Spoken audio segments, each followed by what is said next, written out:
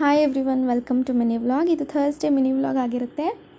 ನಾವು ಥರ್ಸ್ಡೇ ಮತ್ತು ಮಂಡೇ 2 ದಿನವೂ ಈ ರೀತಿ ಸುಗಂಧರಾಜ ಹಾರ ಹೊಲಿದ್ಬಿಟ್ಟು ದೇವ್ರ ಫೋಟೋಗೆ ಹಾಕ್ತೀವಿ. ಮಲ್ಲಿಗೆ ಹೂವು ಕೂಡ ಬಿಟ್ಟಿತ್ತು, ಅದನ್ನು ಸ್ವಲ್ಪ ಏರಿಸ್ಬಿಟ್ಟು ಹಾಕಿದ್ದೆ. ಸ್ನಾನ ಎಲ್ಲ ಮುಗಿಸ್ಕೊಂಡು ಇವಾಗ ಪೂಜೆ ಮಾಡೋಕ್ಕೆ ಸ್ಟಾರ್ಟ್ ಮಾಡಬೇಕು. ಥರ್ಸ್ಡೇ ನಾವು ಕಲಶ ಎಲ್ಲ ಊಡ್ಕೊಂಡು ಇವಾಗ ಪೂಜೆ ಮಾಡ್ತಾಯಿದ್ದೀನಿ. ಇದು ಹೊಸ್ದಾಗಿ ತಂದಿರೋದು, ಇದು ಹೂವು ಇಡಬೇಕು ಅಂತಲೇ. ಎಷ್ಟು ಚೆನ್ನಾಗಿ ಕಾಣಿಸುತ್ತೆ. ಸೊ ಇವಾಗ ಪೂಜೆ ಎಲ್ಲ ಆಗಿದೆ. ಪೂಜೆ ಎಲ್ಲ ಆದಮೇಲೆ ಮಧ್ಯಾಹ್ನದ ಊಟಕ್ಕೆ ನುಗ್ಗೆಕಾಯಿ ಸಾಂಬಾರು ಮತ್ತು ಅನ್ನ ಮಾಡಿದ್ದೆ.